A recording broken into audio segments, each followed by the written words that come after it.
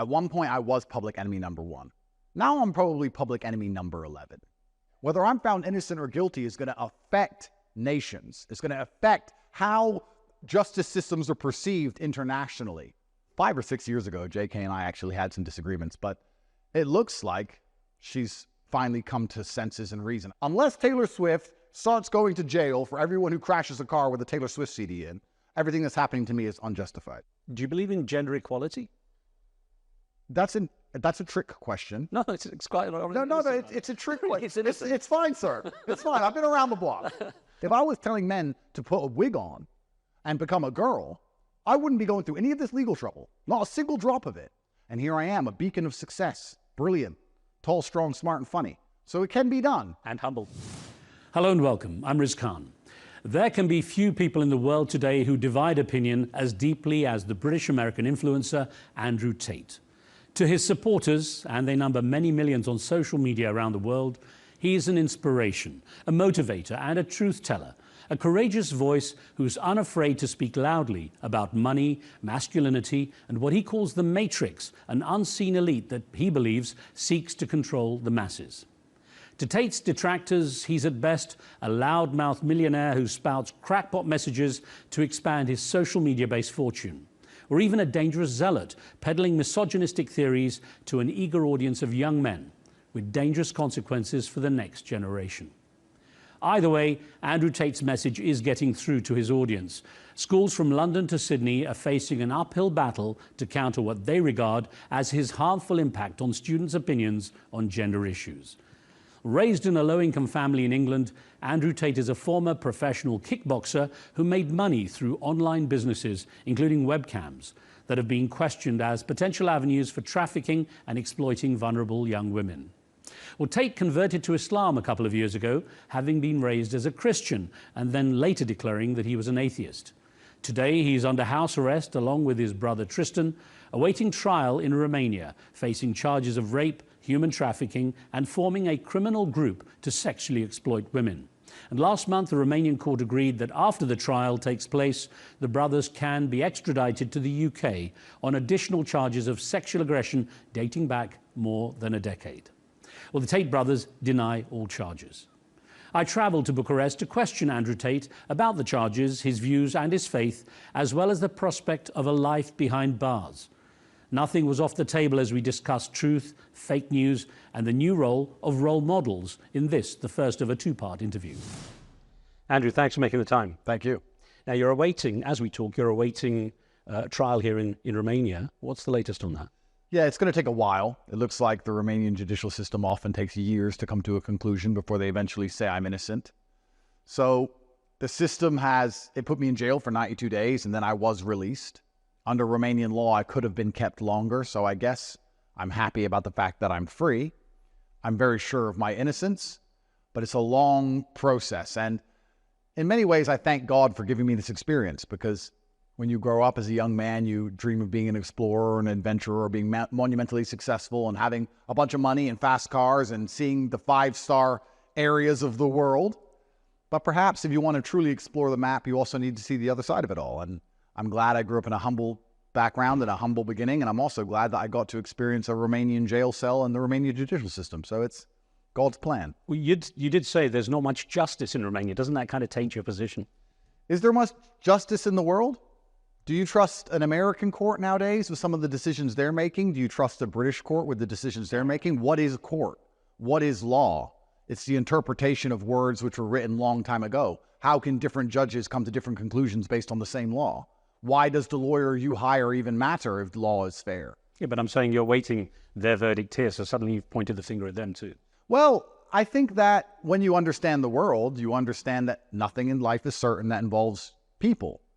We can talk about one of the highest courts of the land, the ICJ. What is law? Like what's being done about what's happening over there? Very little. So if you've ever been in a judicial process, you sit and understand that innocent and guilty is certainly part of it, but there's also a bunch of other factors, especially once you get to a certain level of fame, when you become so well known that your verdict will ripple around the world and it will cause consequence for nations. Then you have to sit and say, okay, whether I'm found innocent or guilty is going to affect nations. It's going to affect how justice systems are perceived internationally. Does that mean they're 100% interested in what's true and what's false and what's fair and what's not? Or is there a narrative being played behind where they sit and say, well, perhaps he didn't do anything wrong, but we're going to look bad if we say he didn't, so let's just put him in jail? I'll get onto some of those points in a moment, but you've got civil court issues as well, accusers, and you've countersued. What would you hope to achieve with that? What happens when you reach a certain level of fame is that, and anybody who's been fortunate enough to move from the lowest echelons to the highest echelons will learn that anybody they've ever interacted with in their life is going to come along wanting some degree of money or help. And that's fine. But there's also a bunch of people who are bitter, who you perhaps knew in your past, who want to try and benefit off of your fame. And that's what happens. And this is not unique. This is not an experience that only I am going through. I think you can name nearly any famous man in the world, and he has some form of civil charge against him for something that happened 20 years ago that he doesn't even remember, that probably didn't happen at all because somebody wants to finance their life off the back of you. This is just human nature. You had your assets, a lot of your assets, taken by the Romanian authorities. Any chance for getting those back? Well, I should get them back. What is law? What is court? What is a judge? What is fair? God is the only judge. And I truthfully have forgotten about all of them. I think it's around 15 million euros of cars, gold, watches, etc. I don't consider them mine anymore. I've forgotten about all of them. There's very little in this life you truly own besides your heart and your soul and your state of mind. I think those are the only things you can own. You can put me in jail, but I'll own my state of mind. I'll smile just the same. That's my decision. You can't take it from me. And everything else they can take from you, because unless you have enough guns to defend it, and you'll never have more guns than the state, it can be taken. You don't own houses, you don't own cars, you don't own anything else. And if you annoy the government, they're going to prove that to you. Doesn't this view contradict what you say about making money and being the alpha male and being the guy with the possession? Well, absolutely. I think that, in fact, I don't think it contradicts. In fact, I think it complements perfectly, because when you work hard to be the best version of yourself so you can protect and provide for the people you care about, you're pleasing God. And you do that so that you can wake up and show him the beauty of his own creation. I can be the best version of me. I can make the people around me have the best possible lives. I'm not going to sit and be lazy or not try. And I believe that's all about building your character. It's not even about the money. It's about being the best version of yourself. If all the money in the world was taken from me, that's fine, because I'm still been a person who's worked very hard, been very diligent, who's very intelligent, who can make it all back. And I've also enjoyed this journey of life, which has brought me here with the good and the bad. And I think the greatest sin a man can commit in the world today is being a fraction of what he could be. I think that's the biggest sin you can commit in the face of your creator. I'm going to go on to your views on masculinity in a moment, but you and your brother Tristan spent time in Romanian jail, you mentioned. What was the biggest lesson you learned from that? What do you recall the worst period of that too? It's a good question. I think jail is just a hyper-condensed version of life. As a man, you have to show other people respect, otherwise violence will happen very quickly. It's the same out here in the real world, but in jail it's condensed, it's pressurized. You have to have mental control. You have to have control of your own mind out here in the real world, or you'll get depressed. Jail is the same. It's pressurized. So as long as you're good at life, you'll be good at jail. And I've never been a bully. I've never been an abrasive or aggressive person. I know how to respect people and make sure that I'm respected. And all in all, I don't think it taught me anything new. It just confirmed everything I knew about the realities of being human. Now, there is the chance you will end up in the UK and in jail there. What did you think when you heard about the extradition notice? Really interesting, because the UK has requested my extradition on some ancient charges from 2012. The warrant doesn't have any names. It doesn't have any locations. It doesn't even have any specific times. It only has a year. Quite interesting. I think the world is waking up to these tactics now. And I think the world is understanding that if you upset powerful people, they come at you with charges exactly like this. And I'm not the only one. We can name other people that has happened to. We can name somebody who's in Belmarsh right now because of it. So it's very common. It's actually quite scary, I think, that governments will come along and tell men at home to respect the rule of law. But sir, as a male, they could say to you in 2011, we won't tell you who, we won't tell you where, we won't tell you exactly when, we won't even tell you exactly what happened. You committed assault, you must come here and go to court. That's pretty scary because none of it makes any sense. What is refreshing is I'll get a jury trial and people are awakened to this garbage now because this has been happening for too long. And also, I will not be looking at going to the UK for at least 5 to 6 years, at least, because I have to finish all my Romanian proceedings. So this is on the later base for now, and I'll handle it when the time comes. I'm very good at just dealing with things when the time comes. That's who I am. And truthfully, I'll be very honest. I mean, not to goad the authorities in any way. I'm not scared of jail. Nobody believes it. A guilty verdict will not make anybody believe it. Everybody knows it's a matrix attack, and I have no problems going to jail. So it's God's plan. And if I get a little holiday, then I'll take my holiday. Interesting perspective on jail. But let's get on to your quote about having 3 stages of life. You talked about first stage, three challenges, if you challenge power, rather. In the first life, they cancel you. In the second, they slander you, delete your access to social media, and arrest and lock you away, which you said you've been through. And the third life means they will assassinate you. Are you really concerned about that? I don't think I'm public enemy number 1 anymore. At one point, I was public enemy number 1. Now I'm probably public enemy number 11. And the old story goes, you don't have to be the fastest person when you're outrunning the bear. You just have to be faster than the slowest guy. I feel like I'm getting there now. But those are the 3 stages. When you say things that upset power, they try and cancel you. They delete your access to speak. They delete all your access to social media because your ability to speak freely is directly correlated with your insignificance. They allow you to say whatever you want if nobody listens. People start listening, then you have to be careful what you say. So the whole free speech thing is garbage anyway. So they cut that off. If that doesn't work, then they'll find a reason to put you in jail, which they did with me. Somebody told them, find something. They made up garbage, and I'm not the only person this happened to. And if that continues to fail, then yeah, they will kill you. Well, I wonder what you were thinking when Alexei Navalny, the Russian opposition leader, ended up in jail and died there, somehow mysterious. I find that interesting, though, because I think the timing doesn't make sense. I'm not an expert on Russian politics. I'm not an expert on the internal affairs of Russia. I'm not Russian. I just feel like it got Putin quite a lot of heat.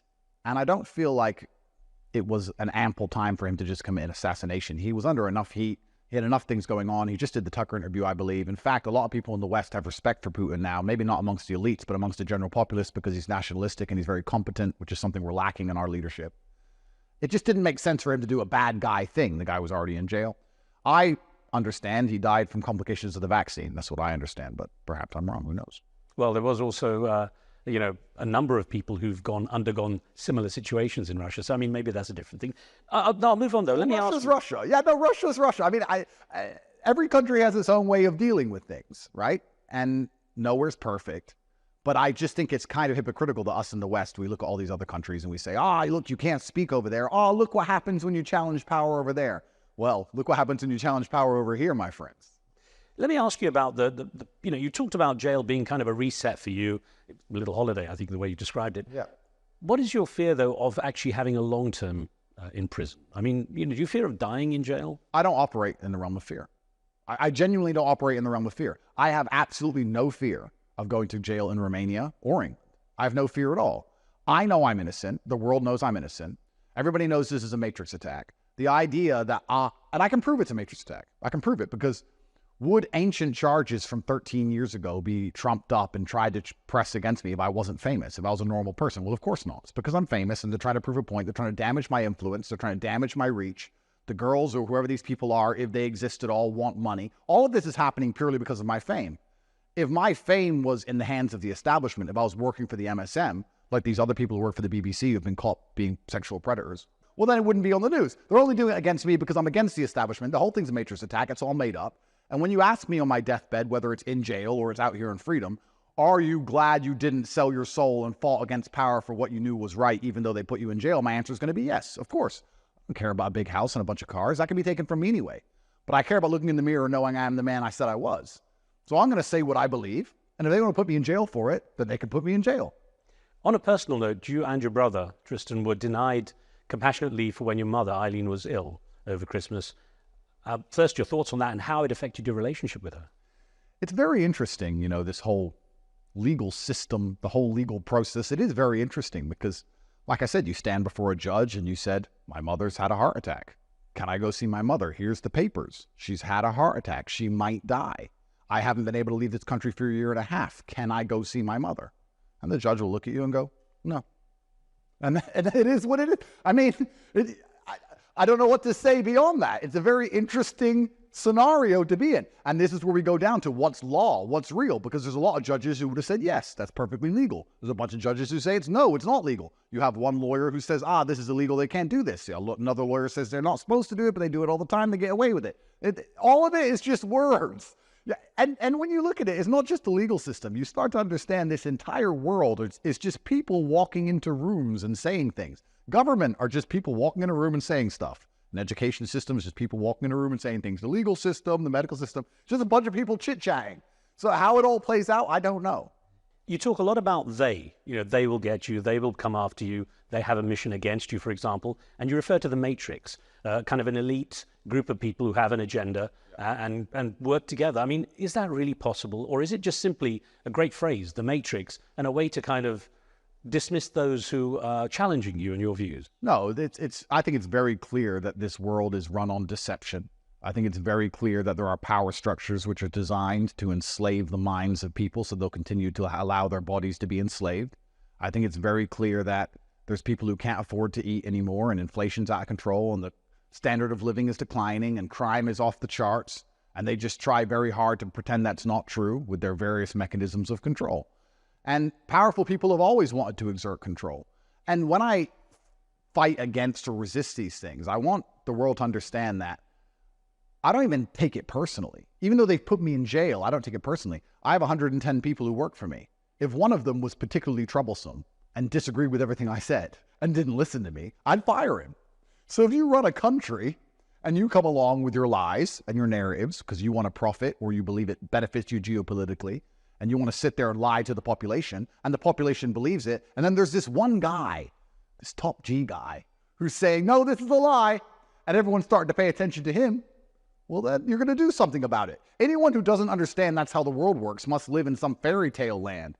That's how the world works, and I've upset very powerful people by telling the truth about very important things. The only thing is, when you talk about a matrix, it sounds like they're all colluding, and that's almost impossible. Money colludes. Money colludes, power colludes. And you say, interesting you say that. I think the matrix is cracking in real time because people are being awakened to how much all of these systems based on fairness are simply a lie. They're simply a curtain, a distraction, a theater play to keep everybody believing in them. But you say that people can't collude globally around the world to exert power and control. I think there's a very interesting situation happening right now, which is an active genocide, where you can see certain countries can get away with whatever they want and other countries can't. And if that isn't proof of all the big money working together, well, then I don't know what more there is to say. Yeah, Andrew, what's interesting is people like yourself have a massive voice now. Whether it's divisive or not, that's an issue. But you have a massive voice globally because social media has given you this incredible platform at a global level. It can have sudden and unexpected consequences. Aiden Ross, another social media influencer, happened to mention that he thought you wanted to desperately get back to the UK. The outcome was the UK reacted, and that triggered it. How did that affect your relationship with him? Yeah, poor. You guys were friends before. Yeah, we're still friends. And I'm in a unique situation. It's kind of funny because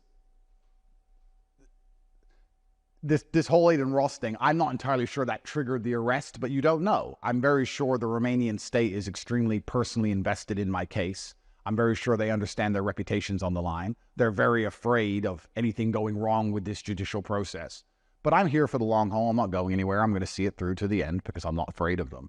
So, yeah, the social media is social media, and there's a whole lot of crazy things that happen from it, but also there's a lot of good that happens from social media. I don't think people would understand a lot of the realities in the world today without social media. The veil has been lifted on a whole bunch of narratives that we've been forced to support for a very long time because of social media, which is why now governments in the West are panicking and passing laws trying to censor and stop social media. Free countries, democracy, free speech. Oh, no, not when you say what we don't like. So now they're coming along and trying to stop it all. And I have to say that Rumble, which is the platform I'm on, and also X, owned by Elon Musk, both of these platforms have been monumentally important for the freedom of humanity because I think we're entering an oncoming decade or an oncoming generation of slavery. You were blocked, actually, on pretty much everything, and then Elon Musk changed his mind and gave you that option. I mean, do you owe him a debt of gratitude? Certainly. I actually certainly do, because although I think the narrative against me, most people would have ignored it and not believed it anyway, because it's the boy who cried wolf and they've done it too many times. The fact I've been able to show the other side of the story has been extremely important. And also, I've only been showing 5% of my side of the story. And this is where you go back to my original point, sir. When we talk about the reputations of entire nations, I mean, people say Romania, like, oh, it's only Romania. Romania is a rich European nation. It's an EU member state. Are they going to allow their entire judicial system to be seen as corrupt and incompetent by letting me walk after destroying my life for years? Or are they going to sit and say, we have to save face here? I don't know. I don't know. Nobody knows. But the fact is, I've only said 5% of what I know about how garbage the case against me is on social media because I'm waiting for the conclusion of this. And heaven forbid I go to jail, at least then everybody will know the absolute truth about the setup they purported upon me because I upset the people in power. And that's how the world works. Another social media influencer, Russell Brand, was one also now faces charges and allegations against him. And you said you know things about him that people shouldn't, or that other people don't. What in particular? Well, if I said that, then I'm not going to say them here. But I will say for sure that it's extremely coincidental when he started to talk the truth about the vaccine and how pharmaceutical companies operate, that he then got hit with these charges. It's very interesting. I mean, anyone at home who believes these charges when they come out against somebody, let me explain how simple it is. You can attack a pharmaceutical company and say that they're killing people with a vaccine, for example. The pharmaceutical company pays a lot of money of advertising revenue towards X media outlet. So they tell that media outlet, well, we're paying you. You better do a smear piece on this guy. Then they use the media machine, smear piece. They drum up as much hate as possible, especially if they cancel all your social media at the same time. They work together so you can't defend yourself. Then journalists start calling around everyone you've ever known, or they inspire the police to decide to dig into you and call everyone you've ever known.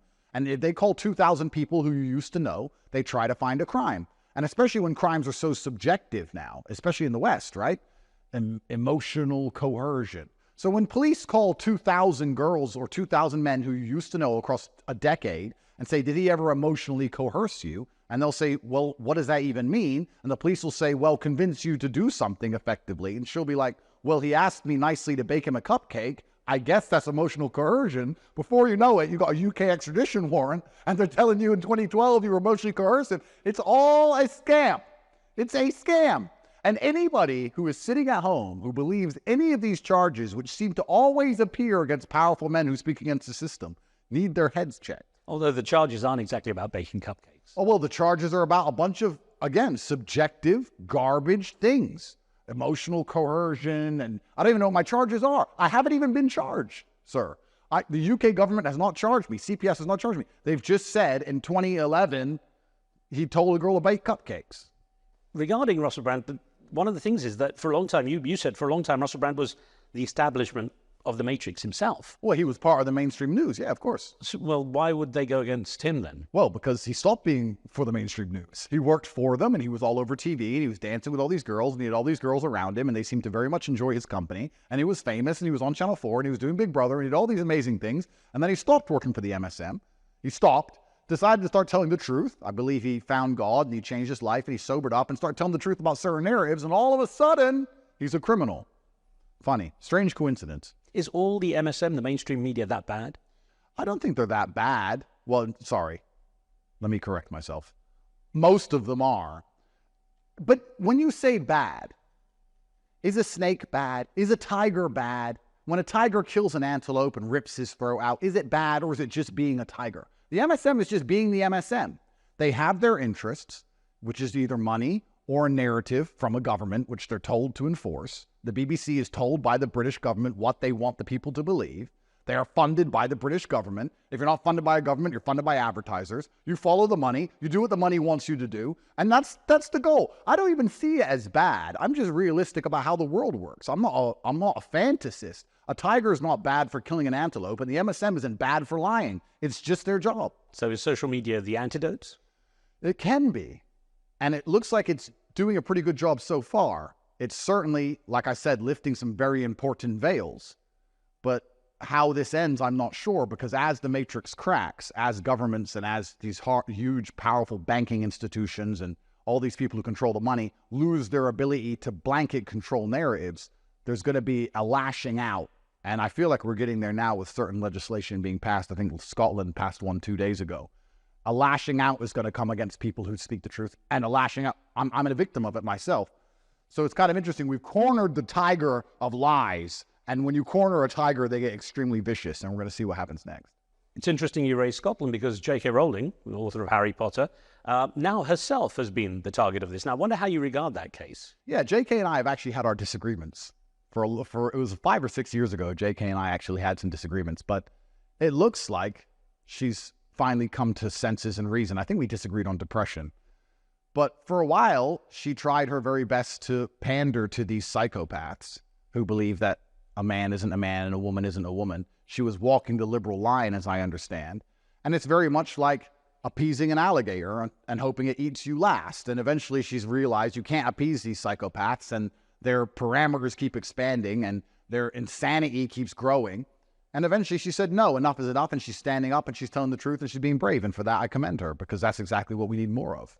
So there's the Andrew Tate who talks about current affairs. We'll get onto some of those, more of those in a minute. But there's the Andrew Tate who's become known as this divisive figure when it comes to what a man should be and what role women should play. How do you regard that term they use sometimes for you, the king of toxic masculinity? Well, I don't even see myself as divisive, and I think 99% of the world doesn't see me as divisive. And you really think so? I really think so. And what they say is toxic masculinity is simply masculinity in most of the world today. In fact, even in the countries now where they're going to try and pretend my message is damaging and dangerous, I say to men they should go work hard, get strong, go to the gym, be mentally disciplined, be stoic. All of these things were accepted by the entire population 10 or 15 years ago. I haven't changed my views. I haven't come up with anything radical or new. They've changed the parameters of what a man is, and they've lost their minds, not me. So I don't really believe I'm divisive. In fact, every single time a hit piece is published about me by the MSM, they turn the comments off. Please, you can check yourself. Every time the BBC, Channel 4, Channel 5, Australian news, whenever they try and do a hit piece on me, they have to turn the comments off, because there's just thousands of comments saying you're wrong and he's right. A man should be a man and a woman should be a woman, and that's what makes families and society beautiful.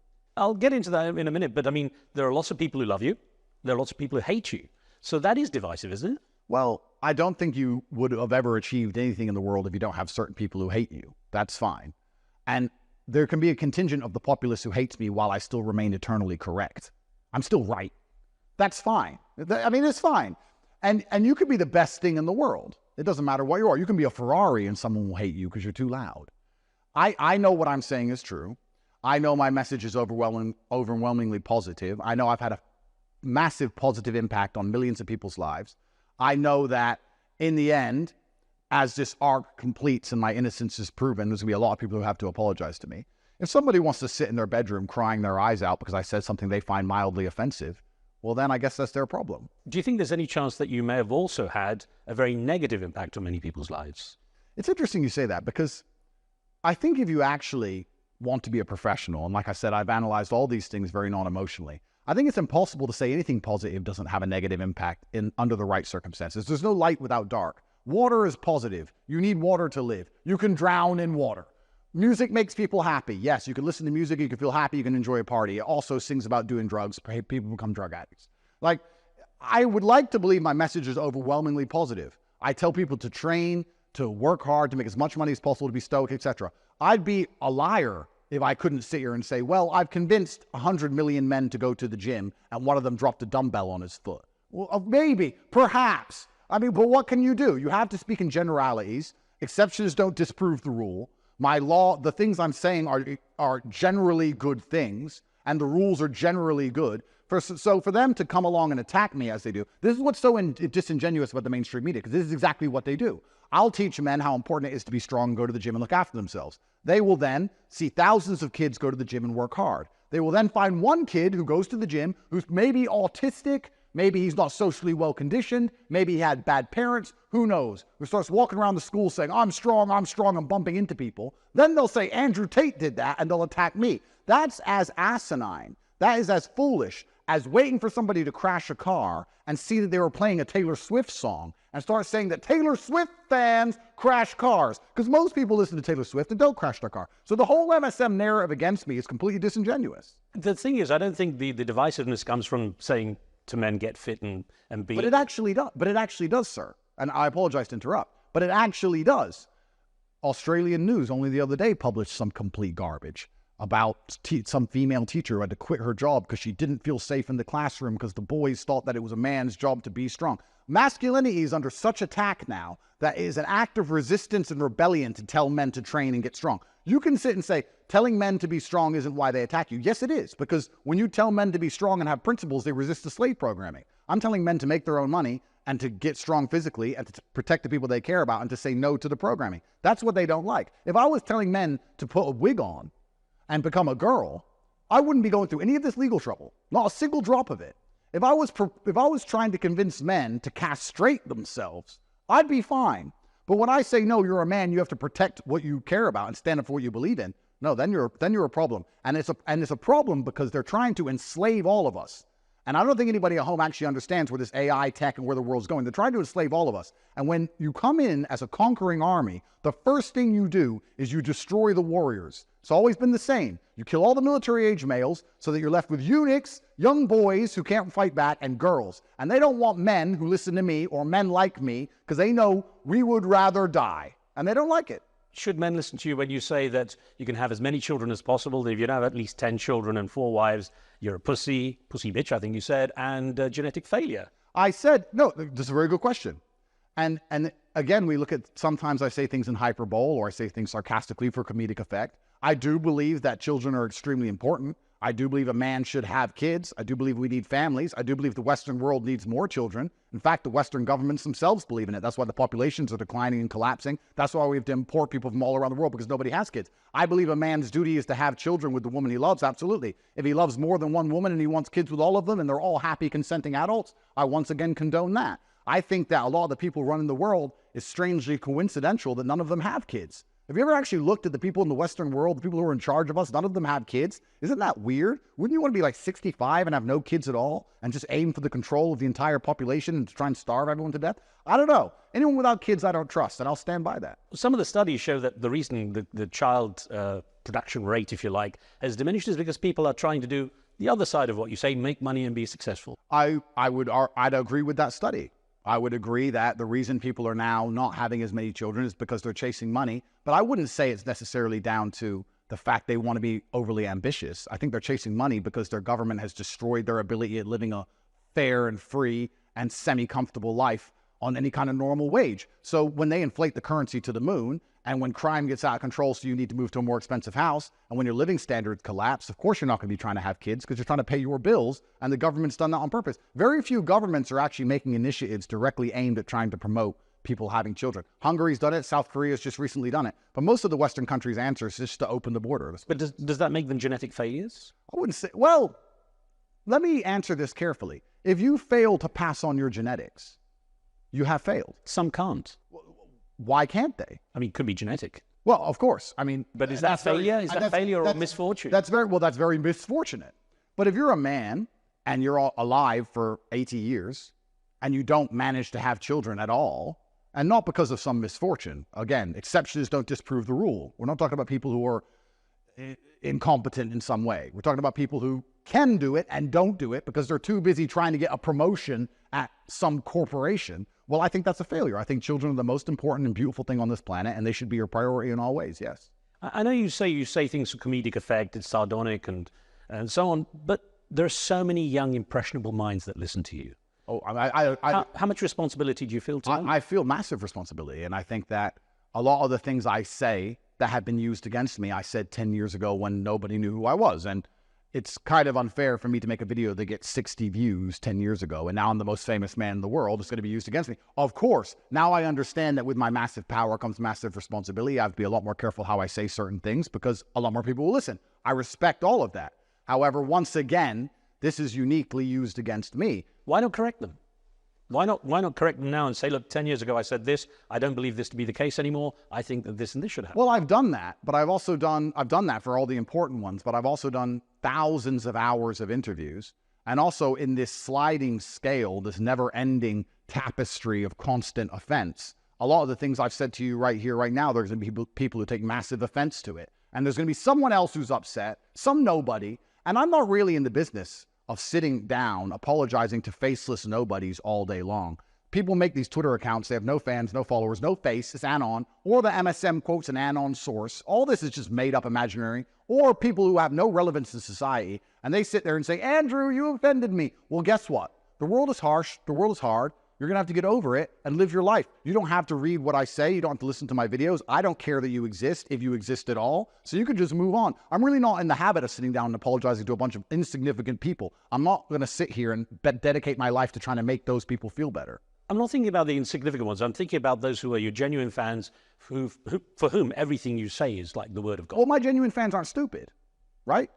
My genuine fans aren't stupid. Once again, there may be one autistic kid who goes to the gym and walks around the school and acts like an idiot. I'm sure there's some idiot who's listened to 50 Cent and thought, that's it, it's time to shoot people and sell drugs. I'm sure there's some idiot who's done exactly that. But most people play a song and enjoy the song for what it is and then move on with their lives. I'm not going to sit here and assume all my fans are idiots. And I'm not going to assume they're all carbon copies of me either. I'm sure a lot of them like some of the things I say and disagree with some of the things I say because they're functioning adults, as we all are. I'm not responsible for the action of every single person who's ever heard an Andrew Tate video. And the world knows this, and the MSM knows this, and the police know this, but they're using it against me anyway because this is the Matrix attack. Unless Taylor Swift starts going to jail for everyone who crashes a car with a Taylor Swift CD in, everything that's happening to me is unjustified. I'm sure you have a lot of fans who are autistic who are probably taking offense right now. I mean, do you have something against that? No, absolutely not. I just gave an example. And it's an example because I do believe that genuinely happened. I do believe there was a child who watched my stuff, who had some kind of learning difficulty, who was repeating it over and over again. And I have to sit here and say, okay, I'm a man on the internet that makes videos. You're saying a child in Australia, 3,000 miles away with learning difficulties, listen to what I said and repeats the phrases. I'm sure before he was repeating my phrases, he was repeating phrases from TV or from a song or from something else. How is this even how can I defend myself against this level of attack? Besides, do what they want, which is not talk at all. They're going to put me in a position where if I say anything, it's bad. If I say anything, it can be used against me. So the only way I can protect myself from somebody who I've never met 3,000 miles away repeating the words I've said on the internet is to not talk on the internet, which is what they want me to do, which is why they attack me with this garbage, and I utterly refuse. Andrew, you're considered part of the manosphere, this term that describes a disparate group of, well, not necessarily disparate, maybe cohesive in some ways, a group of websites and blogs and influencers who have a very strong position on what masculinity is about. And you're put into that group, the manosphere, some of which is pretty extreme. How do you regard the manosphere? I don't know who any of those people are in the manosphere. I don't have any association with any of those people in the manosphere. I can't speak for any of them. I don't know who they are. I can only speak for my own views. I would consider myself a political commentator, and I would consider myself somebody who comments on men's rights issues because nobody else seems to care. Nobody else seems to care that men commit more suicide, men are more homeless, men are the ones who are struggling in society today. We have no mental health support. Even if you look at something as simple as cancer, breast cancer gets all the funding, prostate cancer, nobody cares. Men are here to die, pay taxes, nobody cares about us, nobody cares about our feelings. And then they sit and say, oh yeah, men are depressed, that's strange. When I come along and try and offer a solution, they matrix attack me because the solution isn't the solution they like. Because the solution they like is to take pharmaceutical drugs and sit around crying at home. And I try and show something which is against the big money and against the big pharma. So I don't know who the manosphere are, but I am a man. And I will tell my story of how I live the best possible experience of being a man. And I'll help as many men as possible. And I'll highlight the difficulties that men go through. And I don't think there's anything wrong with that. Do you believe in gender equality?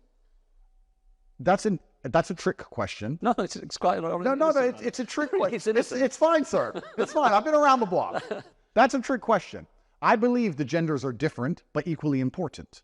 I believe in equality in importance. I do not believe in equality in capabilities. I do not believe a man can have a baby. I do not believe the average woman can fight combatively against the average man. I believe we're built differently. I believe God has designed us to be different. We are two halves of a whole. And when a woman is feminine and a man is masculine and we work together, we create perfect unity, which is why we're designed to be different. So do I agree in gender equality? Yes. But that term is hijacked. That term is used as a Trojan horse for pretending that all the genders can do the same things. And that's not true. This is what they do in the Western world. They hijack terms. They come along and say, you don't believe in gender equality. I say, yes, I do. I believe we're equally important. No, because you don't believe that a woman can do everything a man can do. No, I don't, because she can't. And a man can't do everything a woman can do. We do different things. So I do believe in gender equality, but I don't believe in the new version of it that they're trying to purport on the populace because it's deliberately used as a weapon. Let me ask you this then. A message you had for women was, you said to them, we save you from the female inclination to make stupid choices. Yes. Don't you think men make stupid choices? Absolutely, but I would argue that women make emotional decisions more often than men. I think men make more logical decisions because life as a man is a more logical place and we have to ignore our emotions more often. Staying on the Titanic is not a logical decision. It's not the smartest thing to do. You just sit and ignore your emotions and say, this is what I'm supposed to do. Women are more often and more in tune with their emotions, which is a superpower, by the way. This is why they're better at a lot of things. This is why they outcompete men in many things. But emotional decisions can often be wrong because they're exactly that emotional. And if you look at any happy household, forget the Andrew Tate attack, you look at any happy household on the planet, there is a man who is man of the house, and the woman comes to him for advice because he is the man of the house, and he is more logical and more stoic and more cold and calculated. This is the way the world has always been and still is, and for anyone to pretend otherwise is a matrix attack.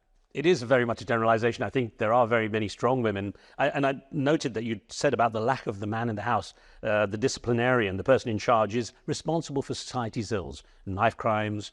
This is the lack of fathers. And yet, are you present as a father to your kid? Absolutely. Of course. All I do is raise my children. And I'm in a unique financial circumstance. The fact that I can have so many children is because I'm unique financially. I think Elon Musk also has 11 kids. So it's not uncommon for billionaires to enjoy offspring at all. I think Genghis Khan had a few more than that.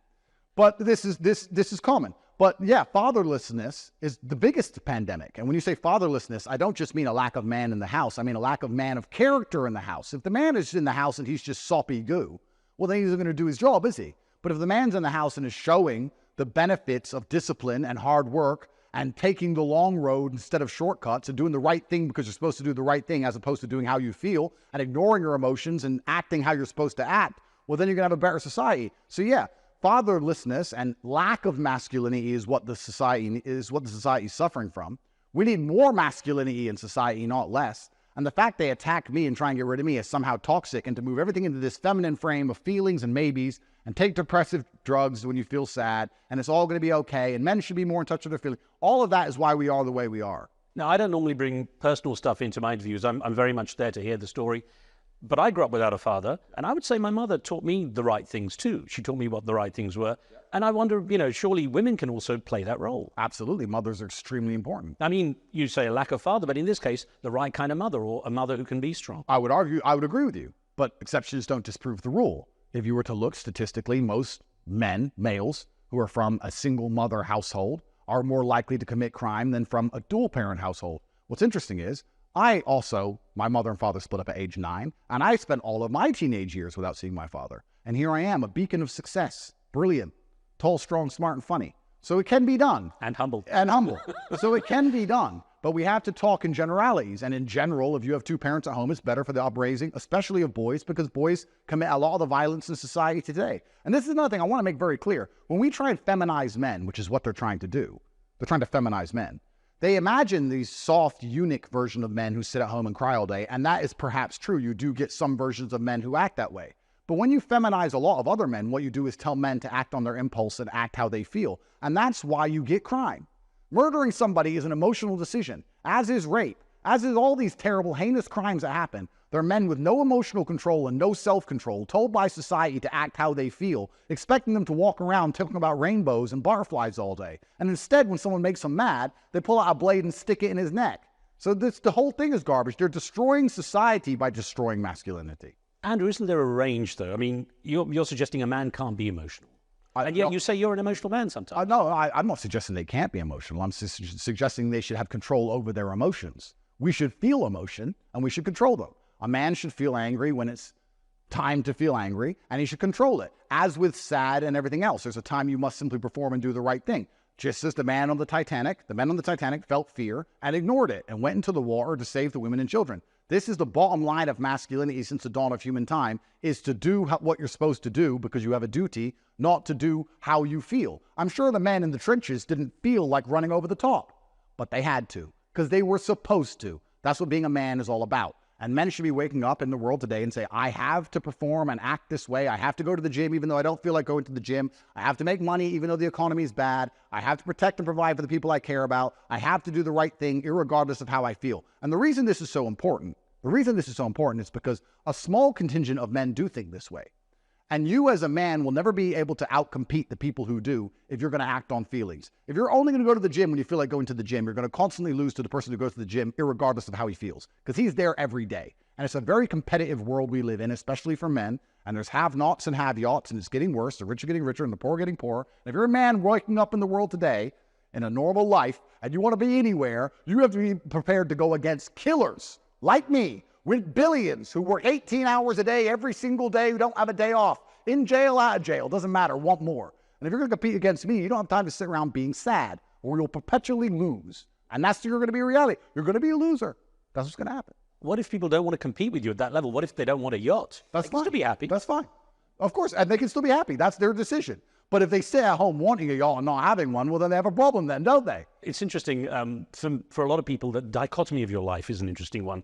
You stated the view that modesty is feminine empowerment. Taking your clothes off on Instagram is not empowering. It's empowering to say that no man but my husband can see my body. Correct.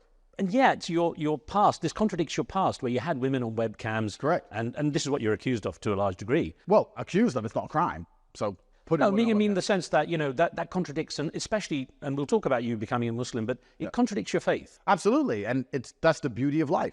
The beauty of life is as we grow, we change. And I've been very honest and open about the fact that I used to have a business which helped girls make money on the internet. It's kind of funny because I grew up in Luton. I grew up in a council estate, single mother household, in a council estate. The most crime I was around. I was in the kids whose school who got arrested for murder. There was kids who stole cars and crashed the cars and died. My house was burgled 3 times. My neighbor's house was burgled. I knew drug dealers who were driving very nice cars at 19. I grew up around all the worst crimes. I didn't do any of them. None of that. What did I do? I helped people get traffic to a website. Oh, heaven forbid. If I wasn't famous, would any of this be even mentioned? No, of course not. So I did this back then. I was a younger man. I didn't know then what I know now. Now I have different morals and different principles and a different outlook on life, and I wouldn't do it again, of course. And I'm sure if you ask any 37-year-old if he thinks the same as he did when he was 21, well, they're probably going to say no. Jay-Z used to sell crack. He was a drug dealer. Now he's a mogul of the music empire. That's how it goes. That's life. Sometimes as a man, you got to get out of the ghetto. It is what it is. And I'm not going to sit here and say sorry for it or pretend to be sorry. I know that I didn't do a fraction of the bad things I could have done or was offered to do. I mean everything I said here. I mean that female empowerment is modesty. A woman who is powerful doesn't have to be ogled and stared at by random men, because when she decides to cover up, she's saving herself for the people she cares about or believe gets to see her. That is empowerment. I believe girls who get constantly naked on the internet are not empowering themselves. They're actually embarrassing themselves. I do believe that. Did I once profit from that 15 years ago? Yes. So you've evolved. Of course. I think I'd be a fool if I hadn't. You can see the conclusion of my interview with Andrew Tate in the next few days on The Riz Khan Show here at Al Arabiya English. But for now, from me, Riz Khan, and the team, thanks for watching.